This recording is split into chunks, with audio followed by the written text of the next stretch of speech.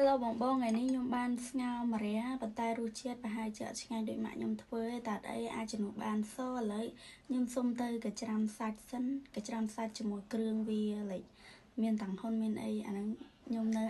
ខ្ញុំគេហៅតាំងហ៊ុននៅនេះគេហៅមីសួរតែខ្ញុំសុំហៅតាំងហ៊ុនឲ្យស្និទ្ធមាត់ជាង Okay let's start all together